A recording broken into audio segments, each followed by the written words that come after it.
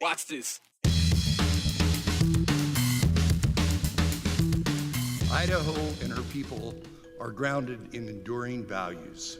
Hitting on the state's budget, Medicaid, and several other items in between. The governor laid out his plans for lawmakers and the 2026 session, which includes how the state will face its budget deficit. An Idaho lawsuit is on the docket at the Supreme Court of the United States tomorrow. Now, the Attorney General is in the nation's capital preparing for arguments over a law banning transgender athletes in Idaho. Well, we now know what the governor wants to see in the state's budget for the coming year. That's after the 2026 legislative session got underway with the governor's State of the State address. That was earlier today. Justin Core joining us now. You were at the State House earlier today for the address. Big question, what really stood out to you? Yeah, one word, Hunter. Cuts. The State of the State is the annual address where the governor talks about all the cool stuff the state did last year and all the cool new programs he wants to pay for in the coming year. But this year, despite the state having a balanced budget amendment, Idaho is actually facing a deficit. So the address was mostly about what would have to be cut. Governor Brad Little is calling his budget plan for this year Enduring Idaho. He says there will be budget cuts. Most notably, it's going to make the 3% spending reductions last fall across most departments permanent. Executive agencies will also renegotiate contracts and eliminate positions that have long been vacant. The plan, among other things, also removes $275 million from the Idaho Transportation Department's Strategic Initiatives Fund, including $110 million for local highway districts. Now, the governor says that is a one-time cut. The governor also said, while he will not repeal Medicaid expansion, he is recommending a $45 million general fund reduction in Medicaid expenses, as he says, to preserve affordable health care access. Governor stressed, though, one thing that will not be cut is the public schools budget. That being said, there will be changes that look a lot like cuts. Governor wants to see some inefficiencies eliminated in virtual public school funding and eliminating $10 million in funding for the Idaho Digital Learning Academy. Responsible leadership means acting early, not waiting for challenges to grow. That's why we took deliberate steps to right-size spending and identify efficiencies across all agencies. Looking ahead, our Enduring Idaho plan balances the budget without cutting into public schools. We're going to do it while preserving the things that matter most to our long-term well-being as a state. Governor also says the state will conform to the federal tax cuts, so that will further reduce the money coming into the state after the record-setting state income tax cuts last year. But the governor says those cuts will support economic development, which will hopefully benefit the whole state in the long run. Hunter? So it's fair to say maybe a new year, but different kind of message than what we've seen in the past. Very different. I've seen a lot of states of the state, and while the governor tried to keep it pretty positive, it's going to be different because, again, unlike in any other year I can remember, there is a deficit. So there are going to need to be cuts, and then these next 3 months, it's just arguments or discussions amongst those that the state has about what is going to be cut and how much. A time that people don't like are cuts.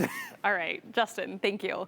Okay, well, speaking of, it is, kind of on both sides of the aisle when it comes to this. You got to hear from Republicans and Democrats, which is where we bring in Joe Paris. Joe, you stuck GOP party. Kind of, what's the reaction overall when it comes to this? I think it's a big thank you for your input. We'll see what we want to do with it. And I asked House Speaker Mike Moyle, Republican from Star, about the comment from Governor Little that he made today, as well as he made last week, that cuts to Medicaid expansion are not part of the governor's proposal. He had made some headlines on Friday for saying cuts to Medicaid expansion weren't on his agenda. In terms of the big cuts agenda, in terms of Medicaid, where do you see it? Everybody forgets that the one that sets the agenda, the governor gives the state of the state in his budget, and we listen. And then the ones that set it all is the legislative branch. So it'll be up to them to decide what happens. So we'll see. Well, there's discussion. We've got to find some solutions. We've got to figure out what to do on Medicaid, though, because Medicaid expansion is going to break the state. It's taking revenue away from schools and every other service we provide. We've got to figure out how to slow that growth. So it's certainly not a new topic at the State House. cuts to Medicaid or potential cuts to Medicaid and expansion. And lawmakers took a few successful runs at that last session, specifically on ways to change the funding mechanism, as well as the gross amounts of money that goes to Medicaid and expansion. And supporters of those measures have said and continue to say that it is needed to protect the budget. Critics worry the cuts will end up costing Idaho more in the long run. Most importantly, the critics say that there will be a cost to the health of Idahoans. When we ended the session last year, we left $430 million on the bottom line because we'd cut $450 million in taxes. We wanted to make sure we had a cushion. And we'd be fine today except for one thing, the big beautiful bill. The big beautiful bill is 39 components of tax relief. And so we've got to figure out how to balance that. So I think there's a way to do all of it, because you're going to get tax relief when we conform to the big beautiful bill. But we also got to be a little careful that we have the revenue necessary to take care of schools and everything else. And that's one of my concerns with the Medicaid. We got a problem there. So, talking to the House Speaker about what you just heard about there, the intrigue of what the governor had basically promised the president, the state of Idaho is going to conform with the IRS tax code on the state level, which means there will be more tax relief for Idahoans, but that also means there will be less revenue coming into the state of Idaho. So some believe that an easy place to cut would be the Medicaid budget, one of the largest budget items here in the state of Idaho. So there's a lot of intrigue coming into the session, and again, Idaho has confirmed that it sounds like the tax code, for the most part, they're going to go along with. More tax breaks, though, coming soon. I guess you could say it will be in the next tax year, right. But a lot to discuss. There will probably be some very specific provisions of the big beautiful bill tax code that Idaho doesn't go along with, which is not abnormal from the usual years. Yeah, okay, Joe, we're going to come back to you. We're getting some viewer comments coming in about this, but let's get out to Aspen Shumpert. She has been covering kind of the Democratic side of thing. Aspen, what is top of mind for Democrats right now? Yeah, hi, Hunter. It's fair to say budget is top of mind for Democratic leaders right now. They're calling the multi-million-dollar deficit a self-inflicted crisis, and they're hoping to see some solutions this legislative session to make that right. Specifically today, after hearing Governor Brad Little's State of the State address, they felt he really glossed over the deficits that's happening right now and feel like Idahoans deserve to know what's going to be coming next with that. Democrats specifically called out the GOP party, saying they need to make it right and own some of their policy mistakes from last year that is putting the budget where it's at right now. The Democrats are proposing a three-part solution, really, which includes taking 1/3 of the state's $1.4 billion rainy day fund. They could do that. They could eliminate the parental choice tax credit, which is $50 million. And then additionally, they could look at some of those tax bills from the previous legislative session and maybe put some language in place to make sure that those only take effect when the state can afford it. That pretty much solves our budget problem right away. So we have some really obvious solutions staring us in the face. We just have some leaders who refuse to look at those solutions. But, maybe if the public engages more on this, they can say, well, wait, why are we, defunding nursing homes? Why are we cutting nursing care for people with disabilities? Why are we doing all this when we have these really obvious things we could do to restore revenue to the system so we could make ends meet? Now, before the legislative session kicked off today, Idaho's DOGE committee said they will be recommending repealing Medicaid expansion, which, reminder, passed and was supported by 61% of voters back in 2018. Now, Democrats say they will be fighting to keep Medicaid expansion in place, and if it was to be repealed, it would be a staggering mistake that will affect 90,000 Idahoans having access to affordable health care. Senate Minority Leader Melissa Wintrow says Medicaid expansion has only become more favorable since 2018. And we need to protect it. Biggest priority is affordability for families, and healthcare is at the top of that, because if you're not healthy, you can't work and you can't provide for your family. Affordable child care is essential to make sure that families can work. Now, beyond budget problems, as well as making sure Medicaid expansion stays in place, Democrats say they also plan to have some priorities that line out fully funding public schools as well as preserving Idaho's public lands. But they hope to not be on just the defense this year. They also want to introduce some bills addressing affordable housing, affordable child care. So I know that's also on their horizon, Hunter. Yeah, always a reminder that this is the time of year where things are just proposed. It's up to the lawmakers to make things happen. So we'll see how that plays out in session. Aspen, thank you. Okay, bringing back in Joe. We have some viewer comments right now. All right. We're going to take it to Bob. 208. So they said we were $40 million in the red for the budget. Could it be because they put $50 million to the side for private schools, which is illegal in Idaho? What do you think? So this is a matter of perspective in terms of the projected budget shortfall. Some folks have looked at the about $43 million projected deficit, and said, well, the $50 million parental choice tax credit, if you just got rid of that, it would definitely, equal that out and we could move on. And that is certainly an opinion and a valid opinion. However, when I talk to Republican leaders, they say that, again, you can talk about how we got to this point in terms of the budget, and that's a whole debate on itself. But what they invested in last session was Republican priorities and priorities of a Republican-dominated legislature. So while that is something that, yes, you could pretty easily do the math on, this was something that Republicans thought, regardless of the budget year, was an important investment into Idaho. And that's just a matter of perspective. Okay, real quick, another one just mentioning the 3% reduction. Will it apply to representative salary? Was there any talk about salary cuts? So it gets a little complicated. You may remember last session that lawmakers had an attempt to cut their own salary. It's not specifically, they're not an agency, so to speak, so it's not like they're going to get a 3% cut. However, I know that there are some conversations from some lawmakers that believe that maybe they have gotten too big of a percentage-wise salary increase in recent years, but we will see. Yeah, you nailed it right there. We will see how this all plays out. Joe, thank you.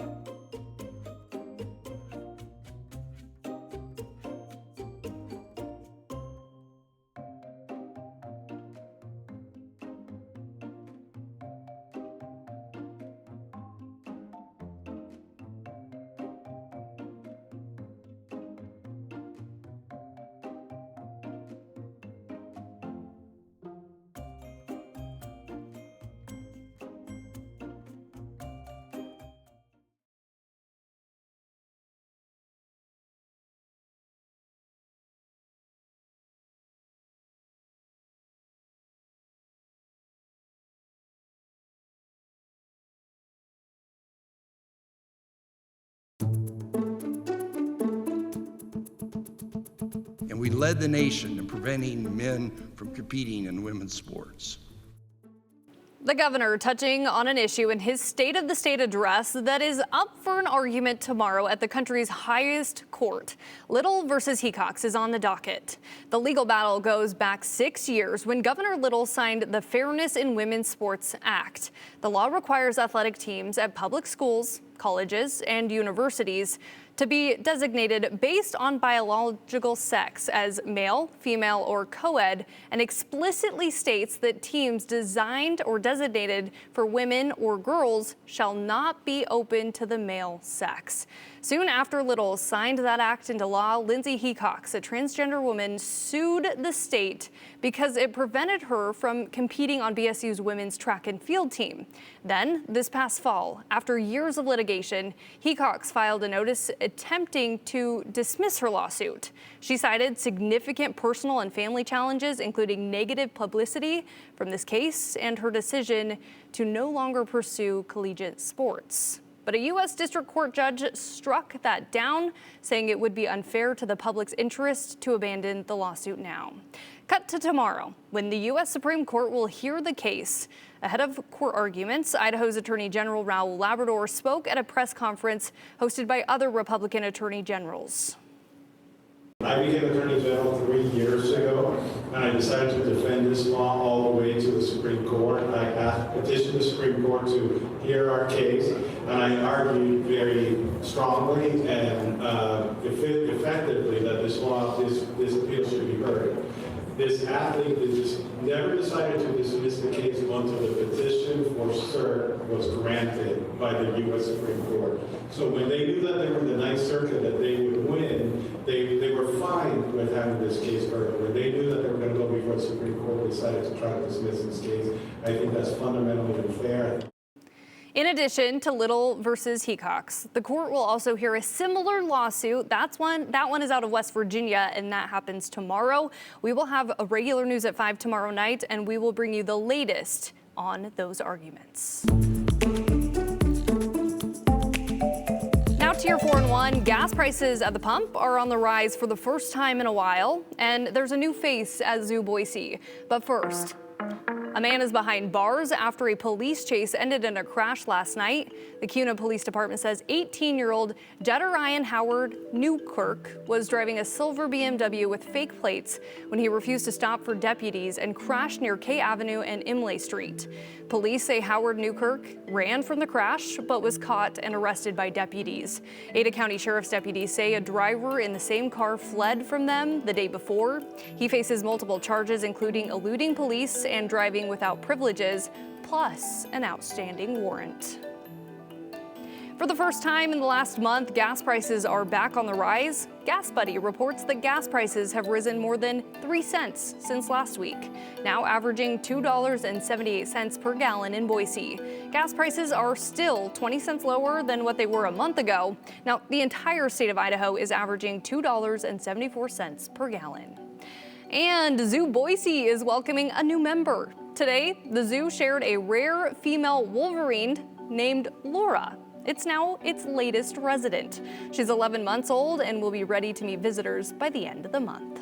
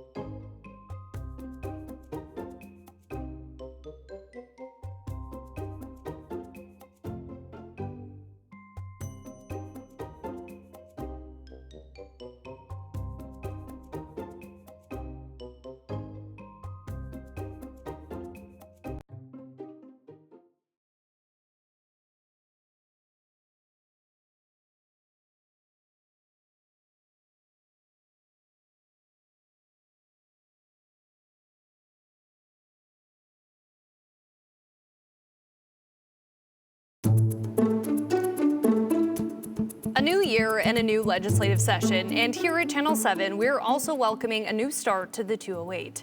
After Brian Holmes' departure last month, many of you have texted in asking what's next for the show. So let's explain it. Last week, we got a text from John. He said, is Hunter Funk the new face of the 208, and will this be the ongoing vibe? Well, first off, thanks for the text, John. And yes, in case you missed it last week, I'm thrilled to say I am now the anchor for the 208. And if you would have asked 3-year-old Hunter from American Falls, Idaho, if I would ever be standing here doing this, she would have said no. She wanted to be a chef who still to this day cannot cook very well. But after nearly 2 years of being a part of the 208 team, sharing your stories and showing the heart of Idaho, myself and the team couldn't just stand back and watch what Brian did all go to waste. He did something that no one was doing, showcasing Idaho and having a conversation about things that matter to you.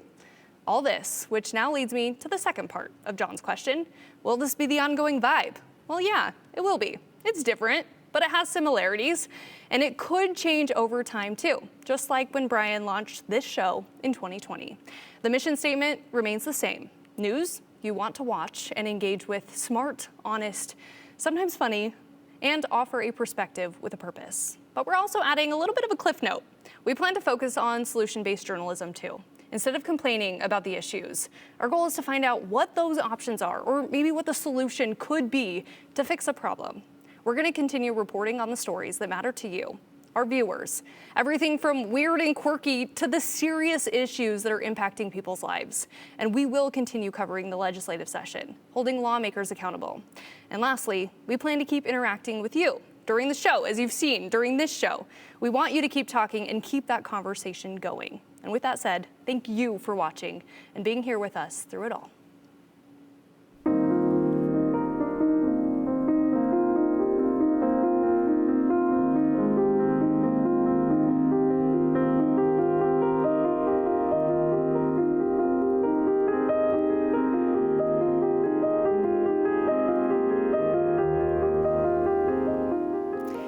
Well, new numbers just in today. Our weekly snowpack check shows things haven't changed a whole lot over the last 7 days. Numbers still well above average for the Big and Little Lost basins and the Big and Little Wood basins as well. Those are important places for the Boise River watershed, so that is looking good. Areas of concern, though, still across far southwest Idaho, the Boise Basin, the Payette, Weiser, the Bruno, and in particular the Owyhee Basin still running well below normal, where we'd like those snowpack numbers to be this time of year. So we won't see much change over the next several days and even the next week or so, as we have no precipitation coming in. Our quiet stretch will continue. We'll see our temperature inversion strengthening by the middle of the week, and that will likely lead to that persistent fog, aka low stratus, that will likely develop west of Boise and can just stay put for hours, sometimes days at a time.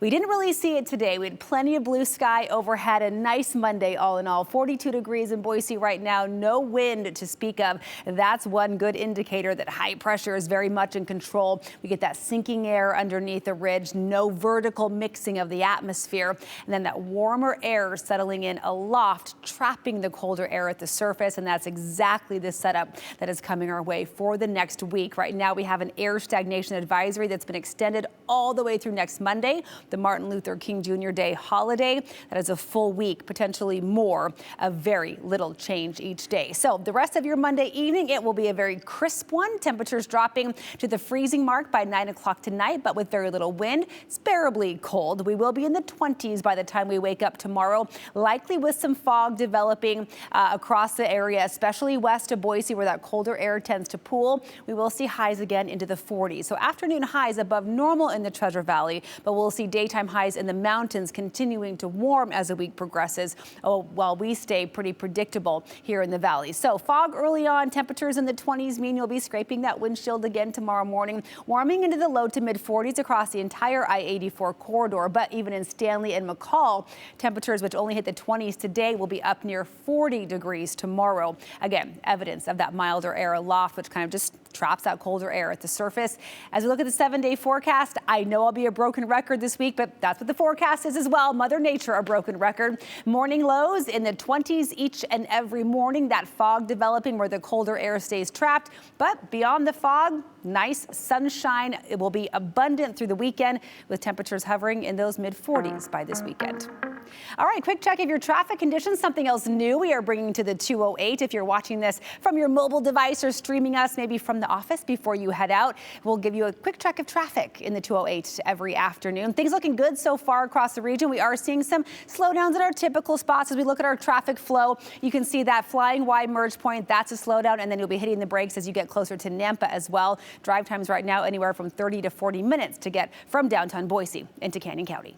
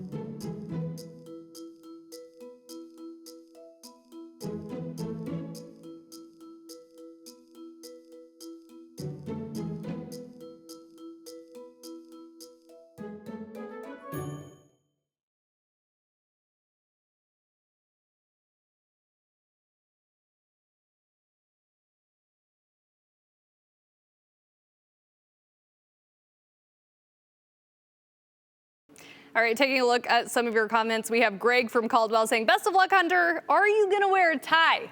Now you put me in a tight spot here, Greg. I think we got to keep tradition. Still no ties. I know that's controversial because I know some of you want ties, but I will also work on the plaid. You know, I got a little bit of the plaid going in spirit of Brian. How's that work? Hopefully that works for you. All right, thanks for watching. We'll see you tomorrow.